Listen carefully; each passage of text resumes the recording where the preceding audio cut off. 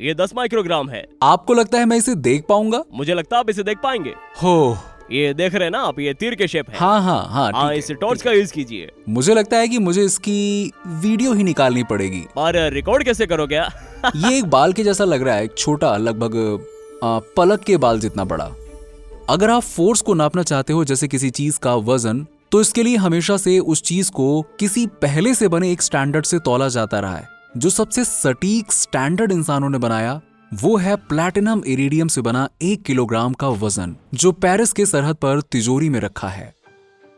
इसी स्टैंडर्ड की कॉपीज और भी सभी देशों में भेजी गई, जिससे वो भी सेम मास स्टैंडर्ड बना सके।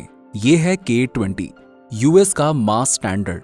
और हाँ, अमेरिका अंदर से मैट्रिक ही है। ये बस एक कन्वर्जन फैक्टर लगाते हैं जिससे बाकी यूनिट मिलती है। ये एक छोटी सी ट्रांसलेशन है जो हम करते हैं, पर हमारी कंट्री एक्चुअली में मैट्रिक पर ही है। ये क्या बात हुई? हाँ, ये बिल्कुल बेवकूफी है। 1 किलोग्राम के मास स्टैंडर्ड में सिर्फ 10 माइक्रोग्राम के ऑर्डर जितनी अनसर्टेनिटी होती है, जो 1 अरब में से 10 पार्ट्स या 0.000001% हुआ, जो काफी बढ़िया है। पर दिक्कत तब खड़ी हो जाती है जब आपको 1 किलोग्राम से कम की कोई चीज तौलनी हो, तब अनसर्टेनिटी बढ़ जाती है। ये यहाँ छोटा सा सिलेंडर 50 ग्राम का टेस्ट वेट है। ये यहाँ पर रेफरेंस के लिए है। क्या इसे उठा सकता हूँ? हाँ हाँ, पर चिमटी ले लीजिए, बुरा मत मानिएगा। ठीक है। फिंगरप्रिंट नहीं लगने देते बस इस पर। उठाने पर थोड़ा भारी महसूस हुआ होगा आपको, हुआ ना? हाँ, थोड़ा सा। ये कितने का है? इसे उठाऊं? ये 10 ग्राम का है यहाँ पर। हाँ, ये वाला काफी हल्का है। हाँ, ये हल्का है। और ये पेपर क्लिप 1 ग्राम का है। तो आप इन टेस्ट मासेस को तभी यूज कर सकते हैं जब आपके पास एक लेबोरेटरी हो। तब आप इन छोटे वजनों में से किसी भी एक को लेकर के तराजू पर रख सकते हो और ये देख सकते हो कि आपका जो तराजू है वो सही बता रहा है या फिर नहीं बता रहा है। जो आखिरी डिजिट आता है वो इधर उधर हो सकता है, पर इससे ये तो पता लग ही जाएगा कि जो आपके तराजू है वो सही काम कर रही है या फिर नहीं कर रही है। पर जब बात 1 किलोग्राम की आती है तो ऑफ कोर्स ये वाले जो वजन होते हैं वो उनसे काफी ज्यादा होते हैं। तो अब मेन बात आती है कि हमने कैसे उस बड़े केजी से ये छोटे छोटे वजन बनाए। इसे करने का एक तरीका ये है कि आप कन्वेंशनल मास मेट्रोलॉजी यूज करो, जिसका मतलब है कि आप 1 किलो वजन को ले लो और उसको छोटे भागों में बांटते जाओ। फिर उन छोटे भागों की तुलना 1 किलोग्राम वजन से करो। इसके लिए आप पहले 1 किलोग्राम वजन से 2 500 ग्राम के वजन बनाओगे और उन्हें नापोगे कि बराबर है या नहीं। इसके बाद फिर दोनों वजनों की 1 किलोग्राम वजन से तुलना करो। फिर आप ऐसे ही आधे करते जाते हो, 500 के आधे, फिर 250 के, एंड ऐसे ही। हाँ हाँ, बिल्कुल ऐसे ही। आप ऐसे भी कर सकते हैं जैसा हमने यहाँ किया है। ये 500 मिलीग्राम का है और ये दोनों 200-200 मिलीग्राम के हैं और ये 100 मिलीग्राम का है। तो ये तीनों मिलकर इसके बराबर होते हैं। आप ऐसा भी कर सकते हैं जैसा आपको इसकी गणित ठीक लगे। ठीक है। आप इनकी एक दूसरे से तुलना कर सकते हो। यहाँ पर जो हमारे पास सबसे छोटा है वो 1 मिलीग्राम का है। ये 1 मिलीग्राम है? हाँ जी, 1 मिलीग्राम का ये जो है। ये किस धातु से बने हैं? इन्हें स्टेनलेस स्टील से बनाया गया है। हमें इन्हें साफ भी रखना पड़ता है। ये लिंट फ्री ब्रश देख रहे हो ना आप? अगर धूल के कण यहाँ पर आ जाते हैं और अगर कण जो होते हैं वो काफी बड़े हो तो उससे दिक्कत खड़ी हो सकती है।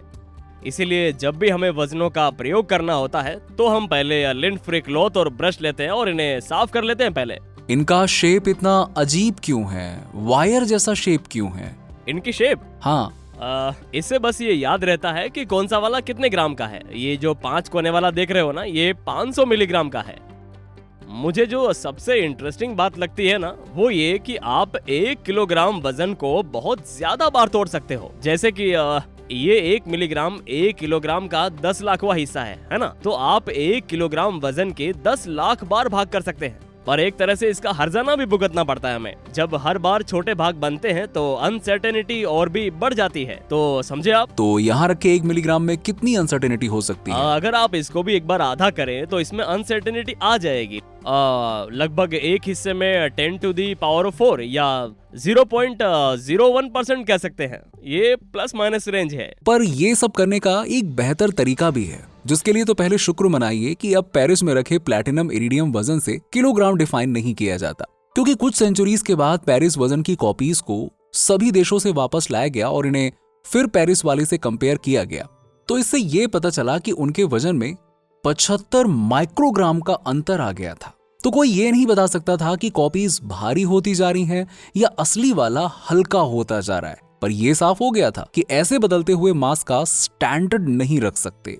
तो इसका सॉल्यूशन था कि किलोग्राम की डिपेंडेंसी को किसी फिजिकल चीज की प्रॉपर्टी से हटाकर नेचर के किसी कांस्टेंट जैसे प्लैंक कांस्टेंट पर रख दें। पर इससे किलोग्राम डिफाइन कैसे होगा? वैसे तो प्लैंक कांस्टेंट फोटोन की फ्रीक्वेंसी को उसकी एनर्जी से रिलेट करता है, E = hf से। पर क्योंकि एनर्जी और मास भी E = mc² से रिलेटेड है, इसीलिए प्लैंक कांस्टेंट भी मास से रिलेटेड हो जाता है। 2019 में वैज्ञानिकों ने इस नंबर को जूल सेकेंड्स में प्लैंक कांस्टेंट की वैल्यू घोषित कर दिया था, जिससे पहले 1 मीटर और फिर 1 सेकेंड और फिर अब 1 किलोग्राम को डिफाइन किया गया है। इस डेफिनेशन का फायदा तब होता है जब फैंसी स्केल्स में इसका यूज होता है। यह है किब्बल बैलेंस। ये किसी ऑब्जेक्ट के वजन को इलेक्ट्रोमैग्नेटिक फोर्स से तौल सकता है। इस तरह के तराजू में इलेक्ट्रिकल क्वांटिटीज का यूज करने का फायदा यह है कि इससे बहुत सटीक रिजल्ट्स मिलते हैं प्लैंक कांस्टेंट की यूनिट्स में। तो आप डायरेक्ट स्टैंडर्ड से अपना वजन कंपेयर करते हो। ये एक तरह से किबल बैलेंस का छोटा भाई है। इसे इलेक्ट्रोस्टैटिक फोर्स बैलेंस या EFB कहते हैं। यही वो तराजू है जिसे खास मिलीग्राम के लेवल पर वजन को तोलने के लिए बनाया गया है। किबल बैलेंस एक इलेक्ट्रोमैग्नेट यूज करता है, वहीं पर मैं कैपेसिटर यूज करता हूं, जो बेसिकली 2 इलेक्ट्रोड्स होते हैं जिन पर हम पोटेंशियल लगाते हैं। पोटेंशियल लगने पर दोनों के बीच एक अट्रैक्टिव फोर्स बनता है। मैं इलेक्ट्रोस्टैटिक फोर्स लगाने के लिए वोल्टेज अप्लाई करता हूं। यहां पर आप एक सिलेंडर देख रहे हैं, ये सिलेंडर है। फिर इस सिलेंडर के अंदर एक और सिलेंडर है जो काफी पास है। इससे आपको एक कंसेंट्रिक सिलेंडर्स मिलते हैं और जब इन पर वोल्टेज लगता है तो ये घूमने वाला सिलेंडर नीचे खिंचता है। फिर हम कैपेसिटर की प्रॉपर्टीज और कितना वोल्टेज हमने लगाया है, इन सब को नाप कर हमें पता चल जाता है कि यहाँ पर कितना फोर्स लग रहा है। देख रहे हैं आप?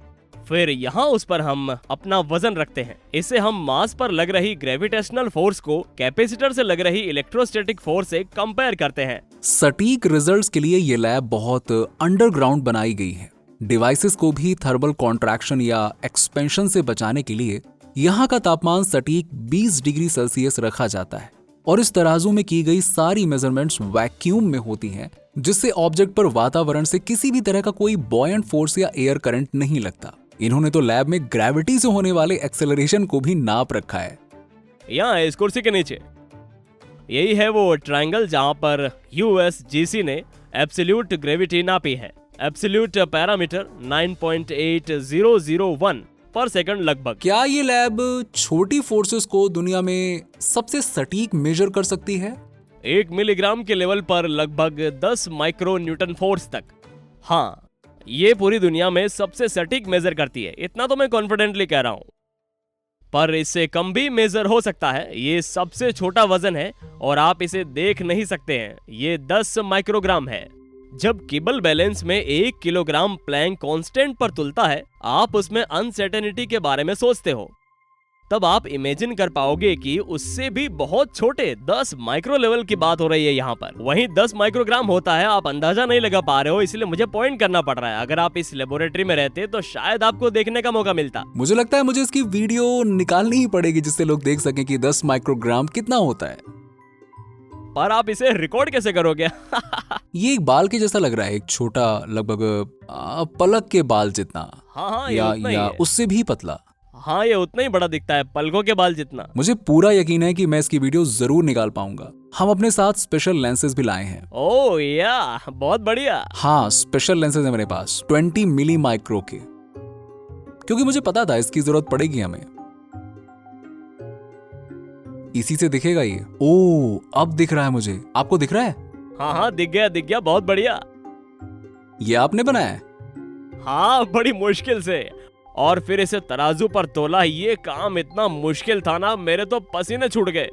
जब आप एक बार खुद यहाँ रहकर देखोगे ना, तब आपको पता चलेगा कि इनके साथ काम करना कितना मुश्किल होता है। एक टेस्ट बेड को आप जितना छोटे से छोटा बना सकते हो ना, ये उतना छोटा है। और अगर आपको इससे भी कम फोर्स को मेजर करना है तो उसके लिए मेरे पास ये छोटी छोटी चिप्स हैं। ये एटॉमिक फोर्स माइक्रोस्कोप कैंटिलीवर्स हैं। ये सेंसर्स बहुत नन्ही से नन्ही फोर्स को नाप सकते हैं। इनके अंदर एक नन्ही सी तेज नुक के साथ एक कैंटिलीवर बीम है। इसी तेज नुक के अगेंस्ट चीजों को रखकर उन पर नैनो न्यूटन से पिको न्यूटन तक की फोर्स लगाई जाती है, पर ये इतनी छोटी है कि इसे देखना बहुत मुश्किल है। इसके लिए तो माइक्रोस्कोप ही लाना पड़ेगा। क्या आप इस डाइविंग बोर्ड की बात कर रहे हो? हाँ, ये वही है। हाँ, वो थोड़ा सा डाइविंग बोर्ड जैसा ही लगता है। ये स्प्रिंग की तरह है, जितना ज्यादा इस पर फोर्स लगेगा ये उतना ही बेंड होगा। आप कितनी छोटी सी छोटी फोर्स को मेजर करना चाहोगे? कोई इच्छा? हाँ जरूर, मैं आपको दिखा भी सकता हूँ। ये देखिए, ये उन सेंसर्स में है जिनसे हम सबसे छोटी फोर्सेस नापते हैं। हम शान से कहते हैं कि हमने इन्हें यूज किया है, जो इंटरनेशनल सिस्टम ऑफ यूनिट्स तक में यूज किए जाते हैं। ये फेम्टो न्यूटन्स पर काम करते हैं। एक पिको न्यूटन उतनी फोर्स होगी जिसमें आप डीएनए को स्ट्रेच कर सको। जैसे आप डीएनए के एक मॉलिक्यूल को लो और उसे फिर खींच दो दोनों एंड्स तक, तो इसमें जितनी फोर्स लगेगी वो एक पिको न्यूटन होती है। हम अपने इक्विपमेंट में जो फोर्स नापते हैं, ये पिको न्यूटन उससे 1000 गुना कम होती है। ये उन सेंसर्स में से एक है जिनसे हम फेम्टो न्यूटन्स के लेवल पर पहुंच जाते हैं। ये एक फ्यूज्ड सिलिका पैरेललोग्राम फ्लेक्सर है। आप इसे सही से देख नहीं पाओगे, मेरे पास इसका ये बड़ा मॉडल भी है। तो हम करते ये हैं कि हम इसमें वाइब्रेशन शुरू कर देते हैं। ये बड़ी ही साफ टोन में वाइब्रेट करता है, और ये जितने ऊपर नीचे वाइब्रेट होता है, हम फोर्स में आए छोटे छोटे बदलाव नाप लेते हैं। हमारे पास यहाँ एक छोटा सा इंटरफेरोमीटर होता है जो इसके मोशन पर नजर रखता है और हमें डिस्प्लेसमेंट बताता रहता है। और इसी के बगल में एक छोटा सा ऑप्टिकल फाइबर लगा होता है जो इस पर ऑप्टिकल लेजर से पावर लगाता है। ये एक फोटोन से लगने वाली फोर्स यूज करता है। रोशनी यहाँ पर ऊपर जाकर पड़ती है और ऐसे यहाँ इस पर थोड़ी सी फोर्स लगती है। अगर हम इस फोर्स को वेव की फॉर्म में देने लगे, मतलब कुछ टाइम इंटरवल्स के बाद फोर्स अप्लाई करें, तो फिर ये वाइब्रेट करना शुरू कर देगा और फिर जो फोर्सेस के बीच का डिफरेंस मिलेगा वो फेम्टो न्यूटन्स में होगा। तो आप कह रहे हो कि आप लेजर की मदद से वजन नापते हो? हाँ बिल्कुल करते हैं, हमने वही तो किया है। मुझे याद है मेरा पॉइंटर्स काफी चमक रहा था। 7 पिको न्यूटन्स की फोर्स थी वो। दोबारा बताता हूँ, उतने फोर्स से डीएनए स्ट्रेच किया जा सकता है। क्या मैं आपसे एक बड़ा सवाल पूछूं? हाँ, इतनी क्यों नहीं? छोटी फोर्स को मेजर करने की क्या जरूरत है? हाँ, ये बहुत अच्छा सवाल है। तो ये कई काम में आती है, तो इसके कई अलग अलग प्रकार के जवाब हो सकते हैं। पहला है इंडस्ट्री के मतलब से। ऑटोमोटिव मैन्युफैक्चरर्स को अपने एग्जॉस्ट से निकले पार्टिकुलेट्स का वजन करना होता है। खासकर डीजल इंजन्स में पार्टिकुलेट कंटामिनेंट्स एक बहुत बड़ी समस्या है। उनको इंटरनेशनल स्टैंडर्ड्स मानने के लिए लगभग 50 माइक्रोग्राम लेवल पर चीजें वजन करने के लिए इक्विपमेंट्स रखने पड़ते हैं। और जो लेजर के इस्तेमाल से इंडस्ट्रियल प्रोसेसेस करते हैं, उनकी लेजर की पावर मेजरमेंट्स इन्हीं के द्वारा होती है। इन छोटी मेजरमेंट से इंडस्ट्रियल लेजर इक्विपमेंट में छोटी यूनिट्स बनाई जाती है। फार्मास्यूटिकल्स, उसमें आपको मिलीग्राम डोजेज, माइक्रोग्राम डोजेज मिलते हैं। और मेरे हिसाब से इससे बढ़कर भी NIST इतना इम्पोर्टेंट और कूल इसीलिए है क्योंकि ये साइंस की बाउंड्रीज को आगे बढ़ाने में मदद करता है। नई खोज हो जाती है, नई साइंटिफिक डिस्कवरीज को प्रिसाइज मेजरमेंट से फायदा होता है, जिनसे फिर आगे जाकर और प्रिसाइज इक्विपमेंट्स बनाने में मदद मिलती है। तो ये बात है कि हम यहाँ NIST में ऐसा एनवायरनमेंट बना पाते हैं जिसके कारण ही ये सब हो पाता है। ये NIST को बहुत स्पेशल बनाता है।